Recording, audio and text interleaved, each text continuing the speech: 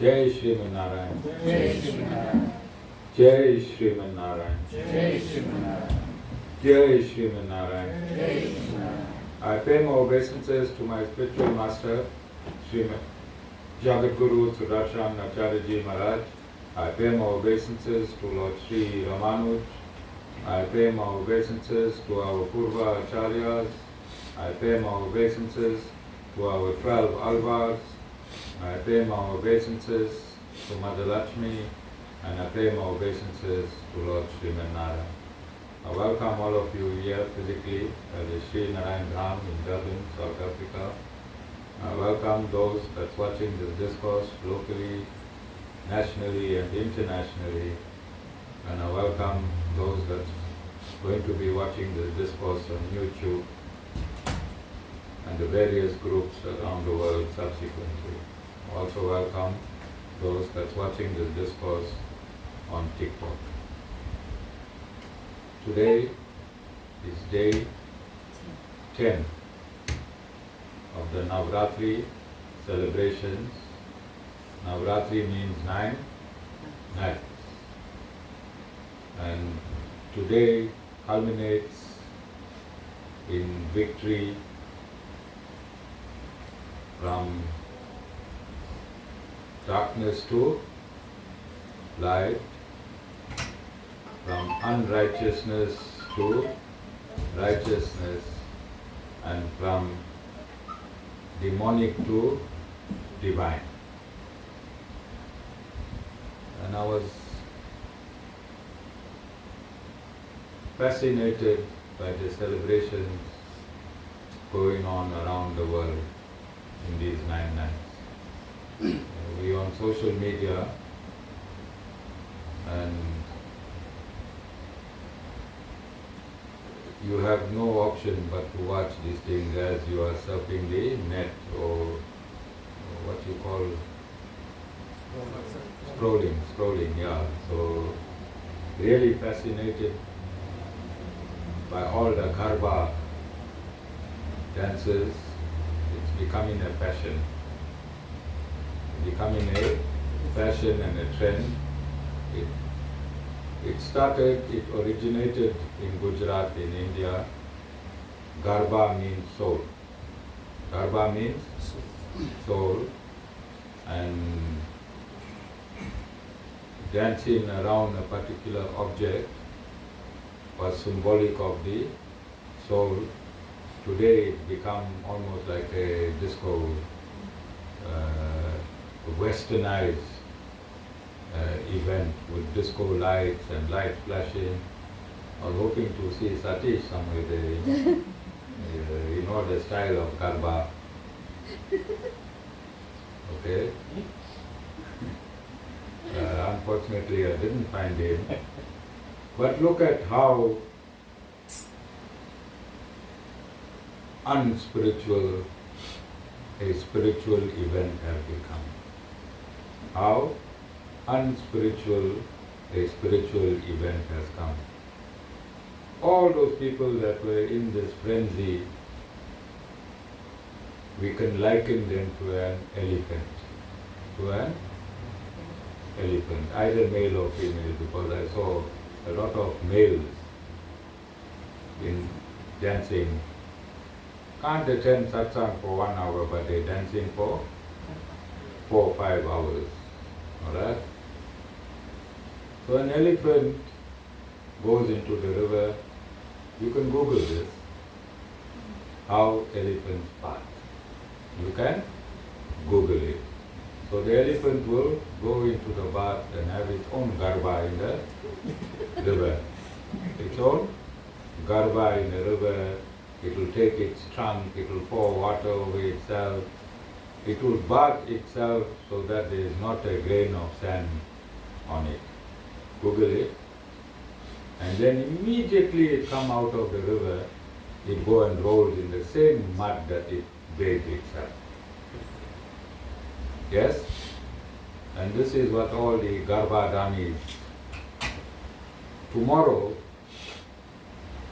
everyone will be back in alcohol, drugs and meat from the people that were doing Garba. They'll be back into the stuck in the old ways, stuck in the old mentalities, stuck in the karmic way of life. What was the use in this 9 days of dancing yourself mad, of doing saltless fast?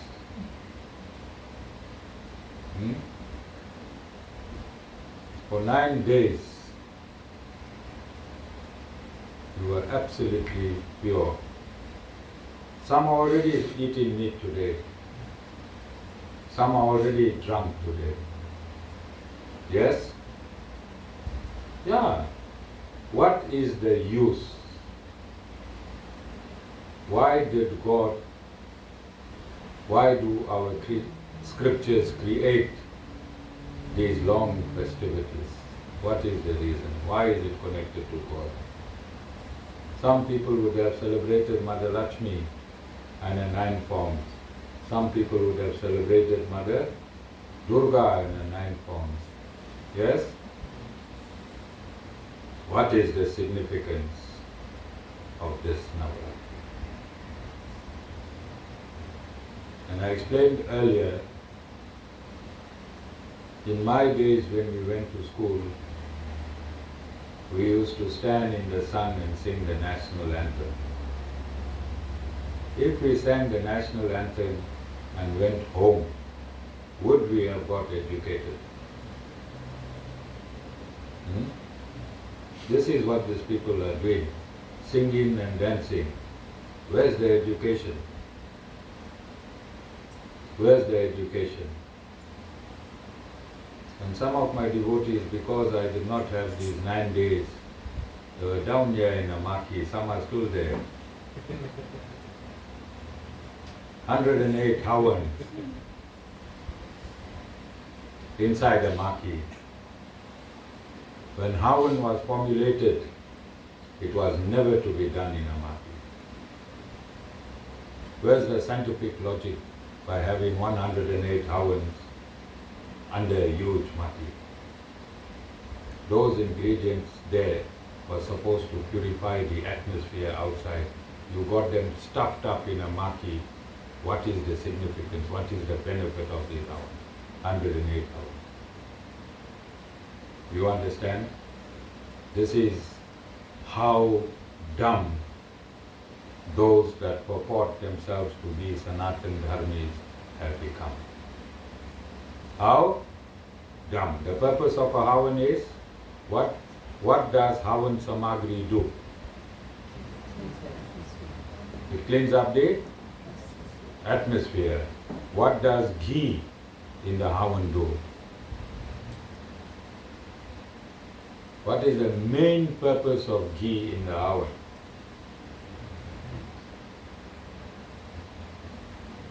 It strengthened the sun's rays to create artificial rain. And this was prevalent in those years when Havans were done outside so that farmers could induce rain before it's time to have a healthy crop. And these dumbheads are going in a maki and doing 108 Havans. How is that going to benefit anyone? Do you understand where Sanatan Dharma has gone? This is where Sanatan Dharma has gone. So, gurus from Sanatan Dharma do not want to come out and expose this stupidity. They do not want to come out and expose this stupidity. This is what it is. Insanity. Insanity. Imagine for 9 days, saltless fasting, sleeping on the floor, purifying yourself, and on the 10th or 11th day, you go back into what you were doing. You think God would invent a program for you so that you can relapse into your former self throughout the year? How many 9 days we have in the year? About 3 times 9? 27 days we have in this year. Every time that you underwent fasting and sacrifices, you're supposed to come out a better person on the other end. Yes? You're supposed to leave one of your vices in this process. Do you become a better person? You do this fast grudgingly. You do it with a list. Please God, A, B, C, D, E, F, G, and I'll fast for 9 days saltless. Yes? When you do not add salt in your body, what is the significance? What is the medical benefit of not adding salt in your food for 9 days?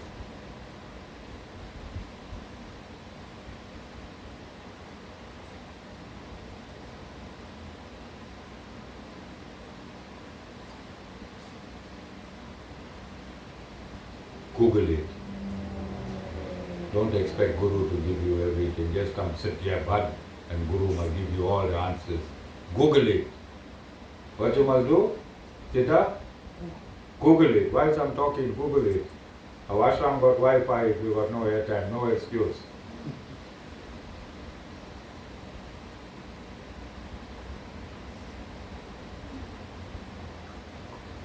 So it is necessary in this day and age of information and technology, before you go on a particular fast, before you go on anything spiritual or religious, you have enough information to research it. Ladies, I see you all shopping since time immemorial. I never saw a lady pick a tomato with one black spot on it. They can stand in the tomato queue there for hours, and those ladies that are quite rich now, they buy the tomato from Woolworths. Alright? But those who cannot afford Woolworths, looking round and round, making sure the tomato is right. I saw some men doing that as well, that is why. And they press the tomato here and there. Press it here and there to make sure it is not soft. Wife is looking at you, that is why. 10 days of feminine power, don't take a chance now. Next week, cool down. You can counteract this look next week. So I'm saying, if you can do that for a stupid tomato, why can't you do that for 9 days of fasting? Go and research. Why must I fast for 9 days? What is the significance of Navratri? From which scripture does Navratri come? Who is the presiding deity of Navratri? Which guru wrote this book on Navratri? Is he a bona fide guru from Sanatan Dharma, or is he one of these happy clappers that branched off Sanatan Dharmas? Nirali, you heard of happy clappers? There are a lot of happy clapper gurus in this world, right? And they make the people clap and dance. And that is Sanatan Dharma for you. Do you understand? So we have to investigate. Don't do what your parents did. It doesn't mean what your parents did, they were right. Nirali, 3 generations ago, your grandparents spoke English. Why you not speaking Hindi? Because if I ask you why you doing this, you say, my mother did it, and her mother did it, and her mother did it. I'm saying language now. Why you not speaking Hindi?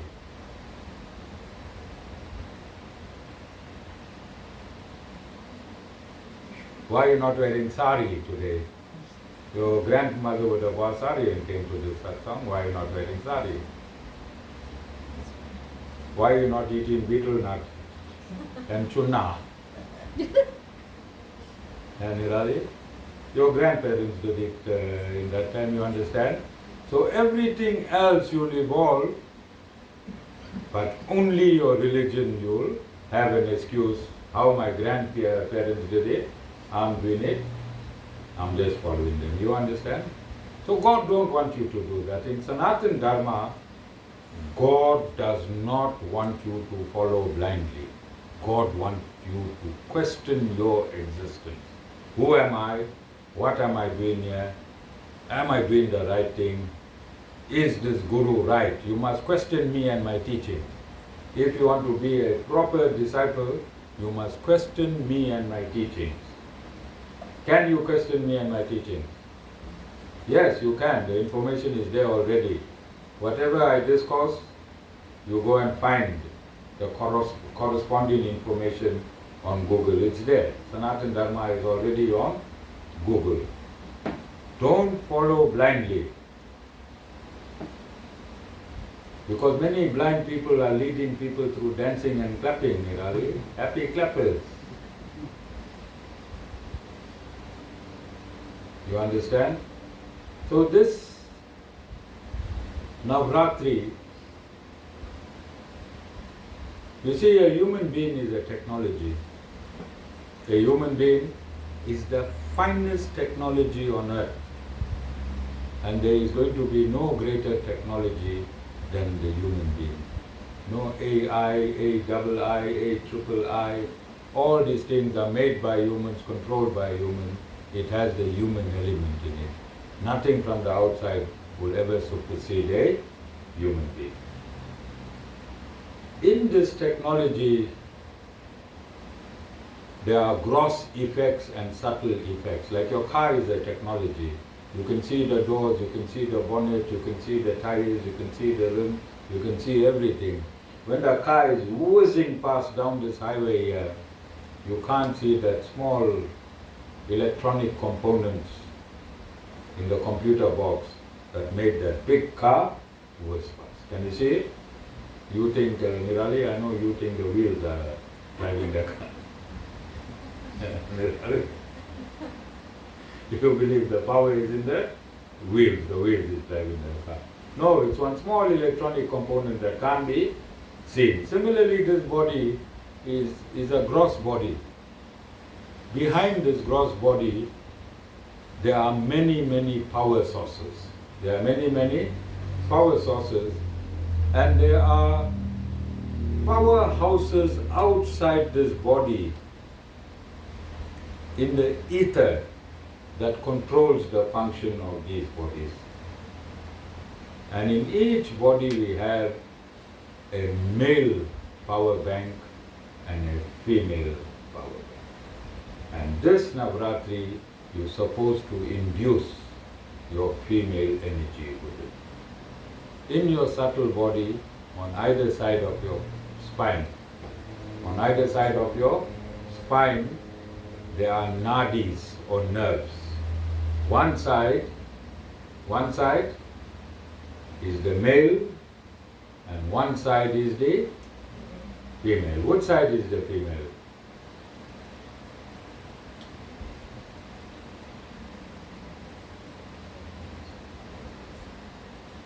Which side?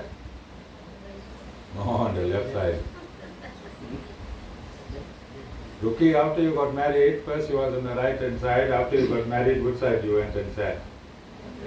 That's where the power is, on the left hand side. After marriage, the power is on the left. Satisbhai, I just answered all your questions during marriage. Right? Every question I answered of yours, Satisbhai. That is why Jessica has been so powerful in this marriage. She's been sitting on the left, and the female current and power on the left is very strong. So in this Navratri, you're supposed to be invoking through this technology called the human body, your feminine power. What people are doing? Garba is right, because I saw the men invoking their female power. Which is right, because female power is in man and male power is in female. Yes? You understand? So people have lost themselves in our rituals. And my job is to bring them back, because in Sanatana Dharma, behind every ritual, there's an exact science. Behind every ritual there's an exact science. But what you doing? You embracing the ritual and forgetting the science. So it's my function, it's there in my constitution,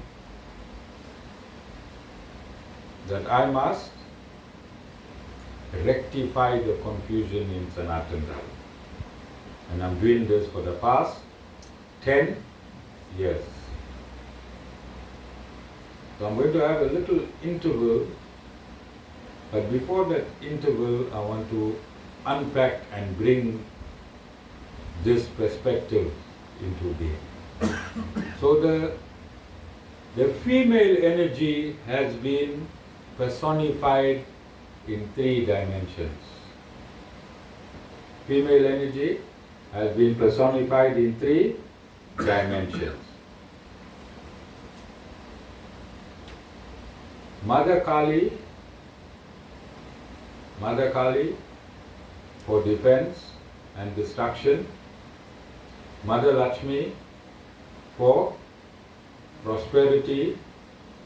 Mother Saraswati for wisdom. The same energy, and people are fighting now, who's greater? Mother Saraswati is greater, Mother Durga is greater, Mother Kali is greater, Mother Lakshmi is greater. There's also this fight amongst people. I'm a staunch Kali devotee. And they can pull out their tongue and show you. You understand? There is no staunch Kali. It is a personification of an energy and a powerhouse. That is all it is. A personification of one dimension of the feminine energy. Then they have the male counterparts. They have the male counterparts. So, Brahma is the engineer in this universe. Lord Brahma engineered this universe. Yes? So if you're an engineer, what type of qualification you must have?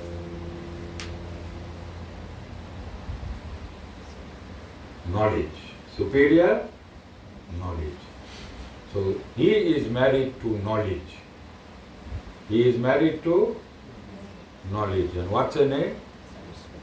Saraswati. To create this entire universe, you must have knowledge. He is the engineer, and his female counterpart is Saraswati. As I said, a human is a technology. The human needs 2 energies to sustain, maintain itself. And what are these 2 energies?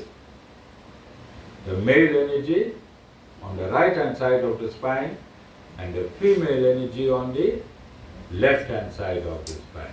So Lord Brahma, for creative purposes, he uses his female energy, which we say it's his wife. We are saying Saraswati is his wife, but this is a symbolism and a personification. You understand? So he needs knowledge to create. Lord Vishnu is the maintainer. You need prosperity to maintain, yes or no? You got a car, to maintain your car you need money. You need Lakshmi. You got a house. He needs prosperity to maintain this universe. And that's his female counterpart, which is Mother Lakshmi. And Lord Shiva needs to destroy. Anything that needs to be destroyed needs energy. If I have to shoot you, I need a bullet. But just the bullet won't kill you. I need a gun. Then I need a hammer which must exude energy so the bullet can reach you. I don't know why I'm pointing at Satish. And it's naturally going. Alright? So, these 3 types of energy is needed in human society for human to be functional. Yes or no? You understand? But what people are doing, they get lost behind the names. I'm a staunch Kali devotee, and the blood red tongue is out. That is no way, that is not the reason why we divided the entities in three. There are three powerhouses to give you three types of energies. Understand? So today,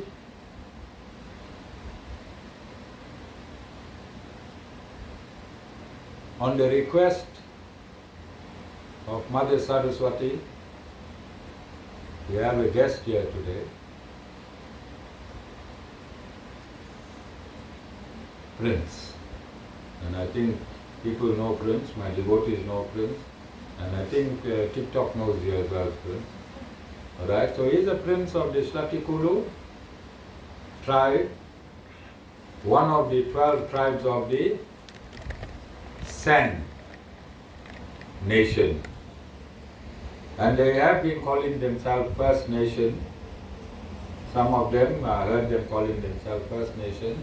And I think rightfully as well, because in South Africa and Southern Africa, as far as we can go historically and scientifically, the San Nation and the Khoi Nation were the first nation of this land of Southern Africa. They are the indigenous people of South Africa, and we hosting Prince, I think, for the third official time. So Prince, just like any human being, it was hard for him to follow the Guru. Prince, don't despair. A few thousand went through my fingers like you, alright? But the great thing is that you came back. Great thing is you are here, and the great thing is that you put your mission first. So I want you to understand. Okay, let us look at Reservoir Hills at the moment. What's happening in Reservoir Hills? We have a shopping center. There are many people in the shopping center. We have this satsang today. There are many people in the satsang. There's a car going past there. There are shops on top. Whoever is present in Reservoir Hills at this point in time, wherever they are, I'm just looking at Reservoir Hills as an example. No one is there by mistake. This car didn't pass me by mistake. Everything that is happening in Reservoir Hills is by design. It's by design. Nothing happens out of the blue. Nothing in this world happens out of the blue. Every tree that's planted here, I brought many palm trees, over 100. Only 2 survived. There was a reason for the 2 survive and 98 to die and perish. You understand? So there's nothing in this universe happens that is not ordained by the Supreme Lord. If you look outside, there is a slight wind, and that leaf that is blowing in the wind, that also cannot blow without the will of the Supreme. So everything in this universe is organized, and for every action to take place, there's a power inside you, inside your body, and there's a power that actuates that power inside your body outside. You are remote control. Nirali, you are remote control. Although you think you're in charge, although you think you're the boss, you are remote control. Every animal, every plant, everything in this universe is remote control. There's a miniature computer in you, and the supreme computer is outside in the universe. That supreme computer dictates where you must be at a particular time through your mind. Miral, you ever had 2 minds? Go, don't go, go, don't go, go, don't go. And the decision that was final was where the supercomputer wanted you to be. You understand? So sometimes you resist it, and sometimes you think of it, you came grudgingly to satsang. Like Kabir will look at his fridge, look at the pot, and look at the satsang. Right? Well, initially, actually. And it was a hard decision to sit where he's sitting today, but he made it. That decision came from the superpower who pushed him in his car, drove his car, and brought him there. Do you understand? So nothing is a coincidence. And it is not a coincidence that today we are graced by the presence of royalty. In time, Prince of the Shlati Kulu tribe will be coronated as king. Right? I gave him this guarantee a year ago. Was it a year ago? 1.5 years ago? Yeah. And Prince went to get coronated outside. Alright? And then he saw that coronation was not bona fide. His backward is Guru. Right? We need to discuss this. And we need to see how strong-headed he is, because he is putting his people first. He heard my discourses, he knows what's whacking. And he prepared himself for the whacking, he knew he would get whacked that day. Ashram. Alright? But it's a love whacking. It's a love whacking so that from here we do not waste time. So after the prince gives a small talk, then I'm going to come back and I'm going to conclude. And this is what Navratri should do. Power. Power, science and reality.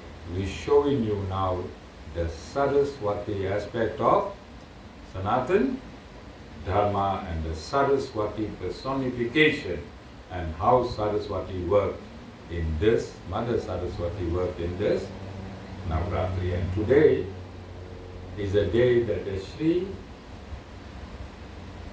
Siddhartha Ashram's Divya Dham was inaugurated. So that, what you see in the ashram, the temple aspect of Sri Siddhartha Ashram was inaugurated by Guruji on this day. Unfortunately, he was not well, but the inauguration took place on this 10th day. So it is highly, highly significant for me, and this news you're going to get from Prince.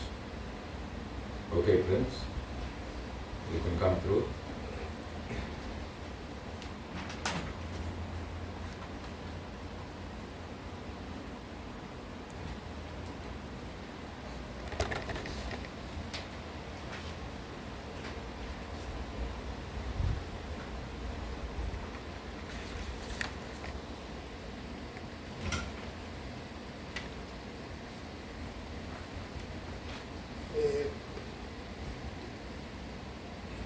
Before I proceed with the message of today, Guru, I would like to ask you to give me the permission to read this message first. Okay. From our people. It is a message of apology. We have seen. Prince, hold the mic closer, see if it's on. Yes. It's not on. Soft. I will take mine. Use mine.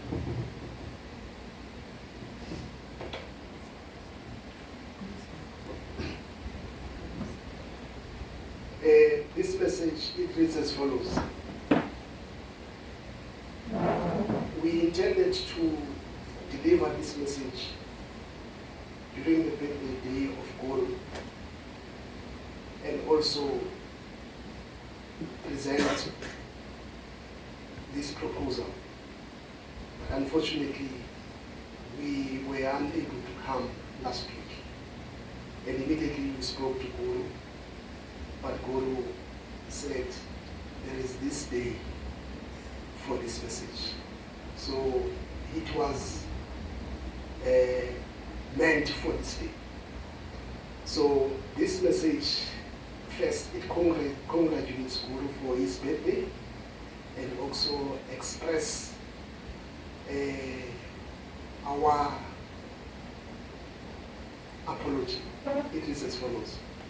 Greetings, Guru and Sri Narayan. It brings me immense joy and a sense of privilege to be present here today on this special occasion, celebrating the birthday of your beloved Guru. This day is a significant one, not just for you, Guru, but for every human being, whether they actively celebrated it or not. Birthday reminds us of our life's deepest meaning, and today we reflect on the past and look ahead to the future, drawing inspiration from your life and teachings. The subtopic, it talks about the past. It is as follows.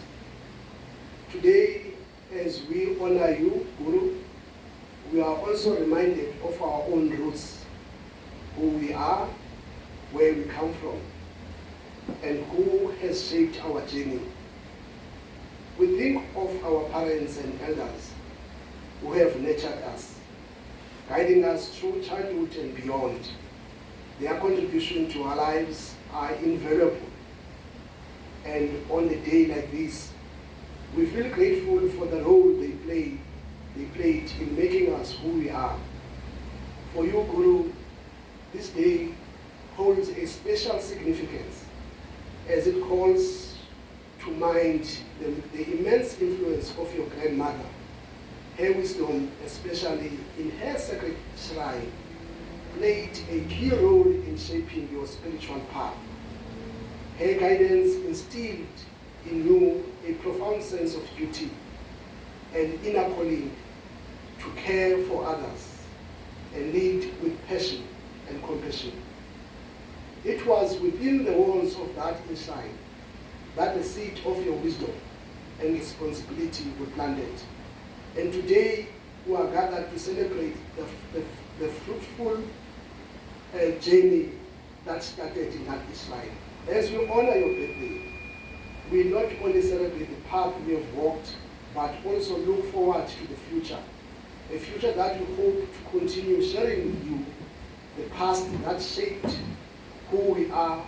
It also lays the foundation for the brighter future we all aspire to. Your influence has not only touched us, but has shaped the vision of what it comes to be, an apology for the past.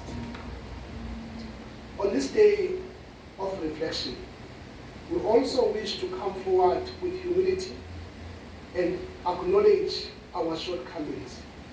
We sincerely apologize for not keeping and upholding the argument we made in this Islam during our last meeting. It weighs heavily on us, and we regret not having been able to fulfill our promise. We offer our heartfelt apology to both you and to the Sri Narayan Dam for any disappointment this may have caused. As we move forward, we vow to learn from these mistakes and commit to the value we hold dear. The future. During a present phone conversation with you, Guru, we spoke deeply about the future of human mistakes. You wisely said that past mistakes are not the end. They are lessons, and it is through these lessons that we can build a brighter and more unified future.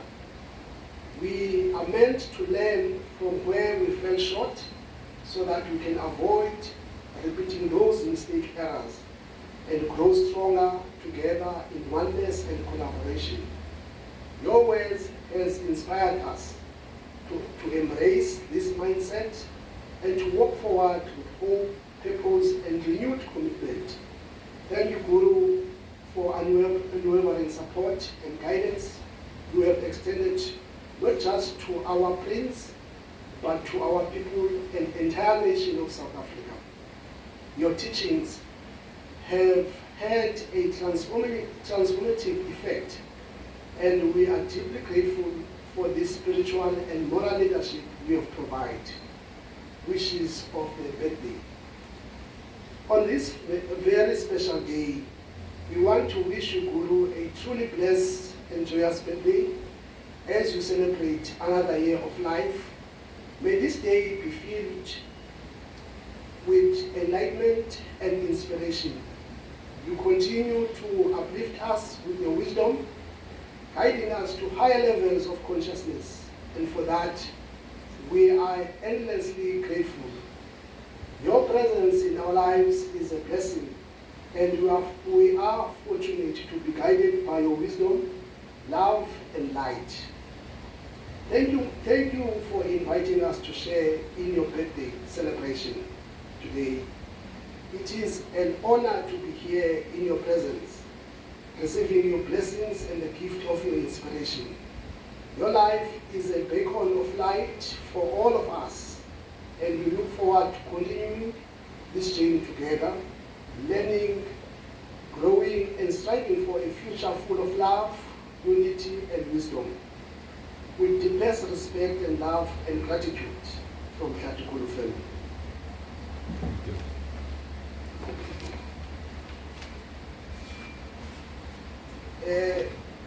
We intended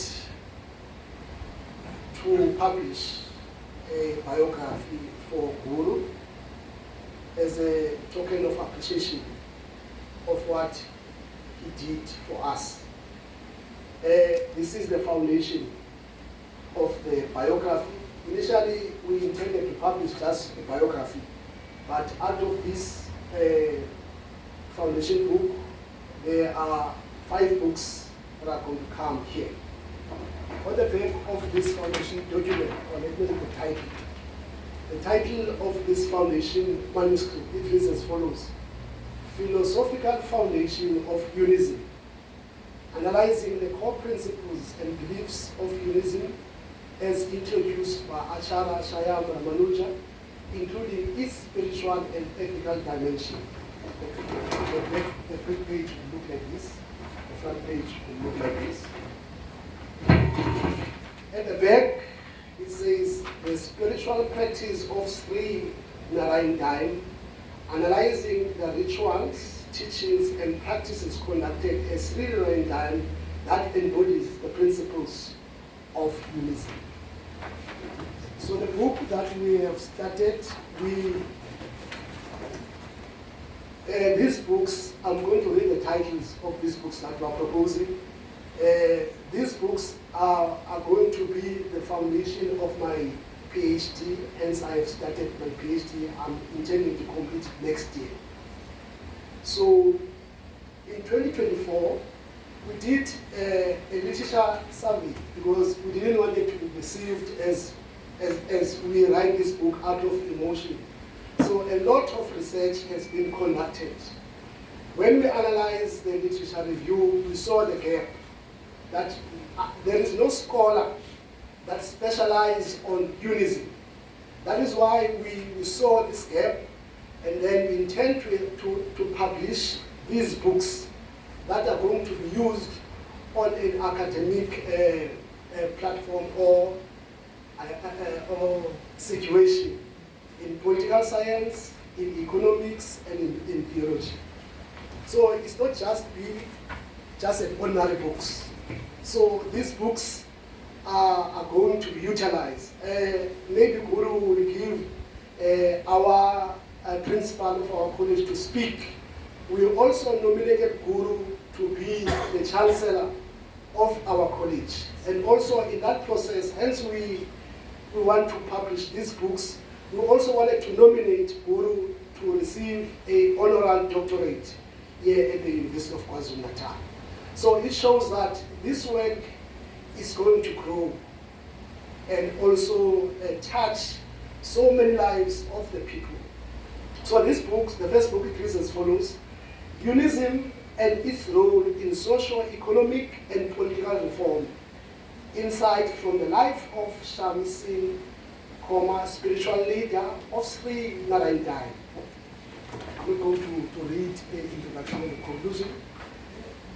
The second one is the philosophical and political dimension of unionism, exploring the legacy of Shami Singh and his impact on human development. The third one, it reads as follows: transforming society through unionism, the teachings and influence of Shami Singh, Guru of Sri Narayana.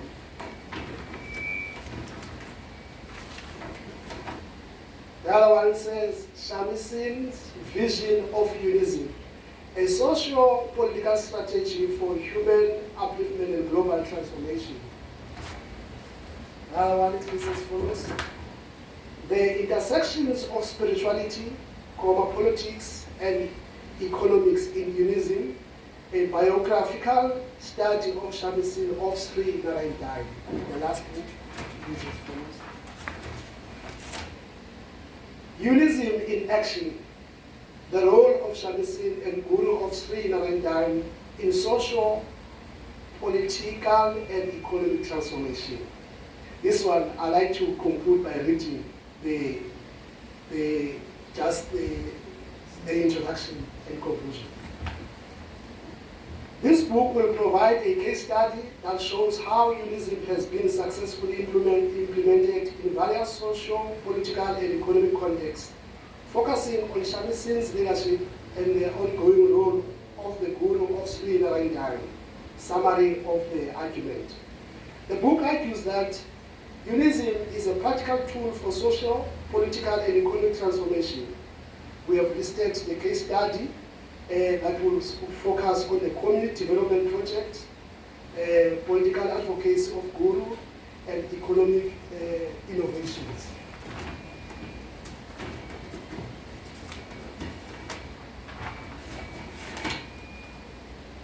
The conclusion of the book.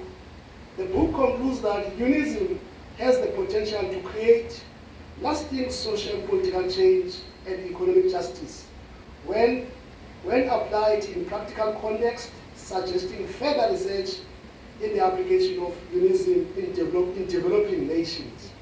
This comprehensive outline not only introduces unionism in academia, but establishes it as the key philosophical and socio-political and economic framework. These books will serve as a foundation text for students, scholars, and practitioners in the field of sociology, economics, political science, management, and theology, offered insight into how spirituality and ethical leadership can contribute to human development and global change. Thank you.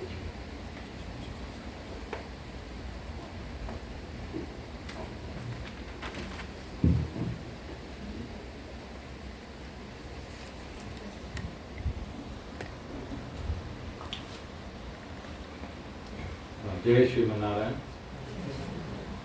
So a few years ago, I think from 2017 or 2018, I stated that our teachings will be taught in university.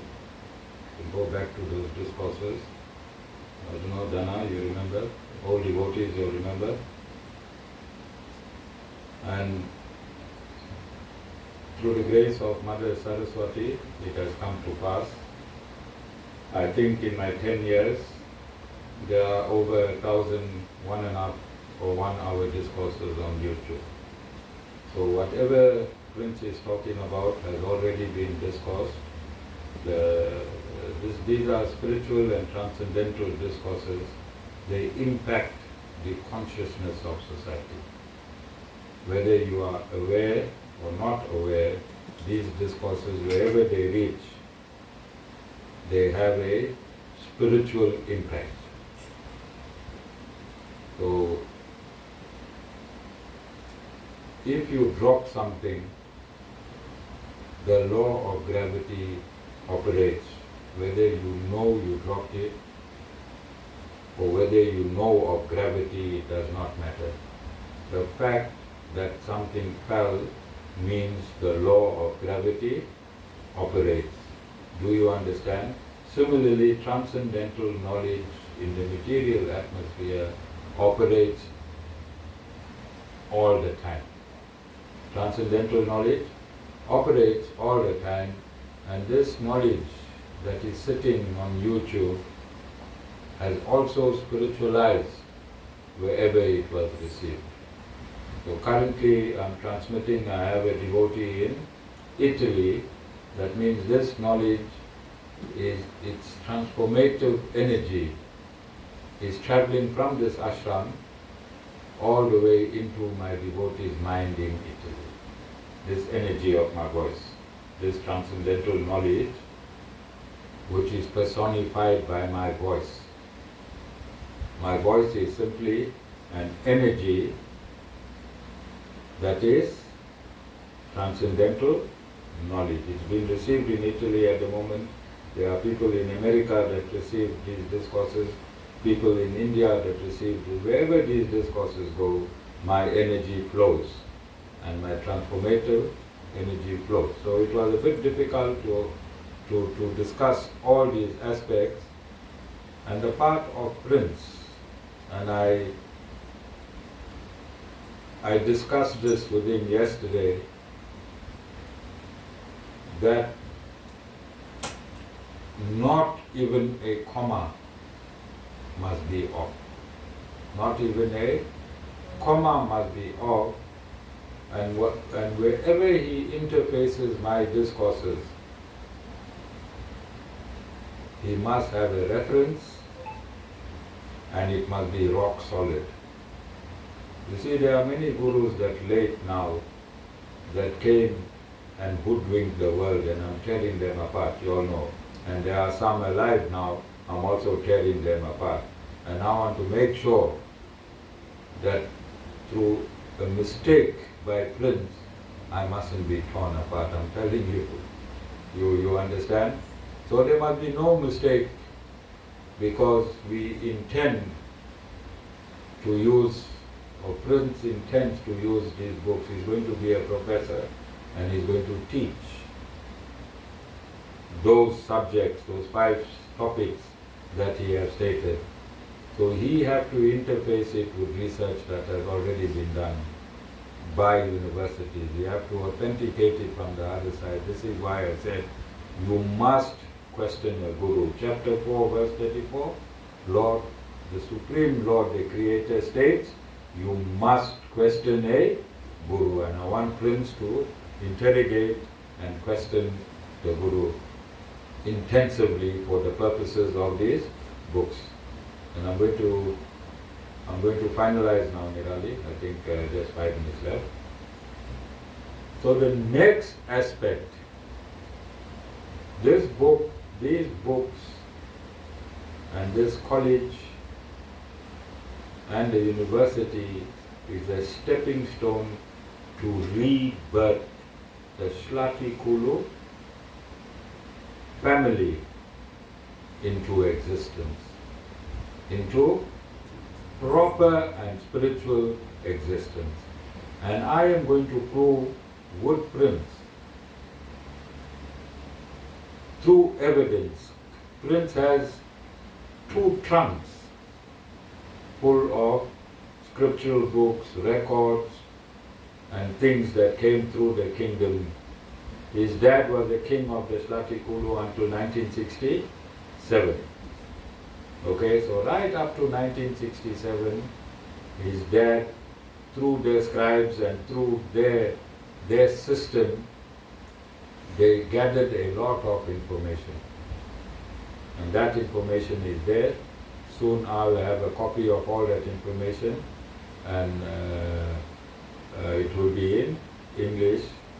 I didn't go learn Hindi, Prince. Neither did I go learn Sanskrit. So I'm not going to go learn Shlati Kulwa or Shlati Kula language. I don't have the time. Alright? So please, I'm an English guru. I'm a guru of the 21st century. My communication is through English because I'm dealing with the universal, with the universe, and on earth the universal language is English. So I'm going to show and prove that the Sand Nation and Sanatana Dharma is one, but we're going to do it academically. We're going to do it through universities. Prince is going to bring this to me because Prince is a descendant of the Vanaras. You heard of the Vanaras? So I also want to clarify this. The Vanaras were a tribe of super intelligent humans who was asked to take the form of apes, but they were not apes, they were asked to take the form. Lord Hanuman himself only took a form. He is Lord Shiva in reality. Lord Hanuman is Lord Shiva. He took the form of an ape, and that tribe also took a form of an ape just for the purposes of that enactment of the Ramayana. They always came back to the natural. And the Sand Nation, the Slatikulu tribe, is a descendant of this epic from the Ramayana. So they closely connected to Lord Ram. I'm going to, my side I know the whole story. When he gives me the pieces, I'm going to interface it. Don't you think it's a great journey? Is it a world first? Am I not joining the Sand Nation? The Slatikulu nation is not independent of Africa. They're from the African continent. So I am going to sow and marry the African continent with Sanatana Dharma, starting from the Slatikulu, and then we're going to move up. Because if you look, the evidence is there already. In every continent of the world, there's either a Shivling, Lord Shiva, or Lord Narayan, right up to Mexico, going round the world. The evidence is there already. My job as a guru is now to interface and bring this evidence into being, because if everyone is Sanatana Dharma, then there's unison. And Sanatana Dharma is not an Indian thing. It is a universal scientific knowledge for all of mankind. So I want to end the 10th day of this Navratri on this note. And because we started this mission today, Prince, every year on the 10th day we'll do a recap and show the world where we have come. This is not just a discourse. Remember, in this world, you don't know that you don't know. You don't know that you don't know. Only I know that you don't know. So because I know that you don't know, it's my job to make you know. Jai Shri Manara.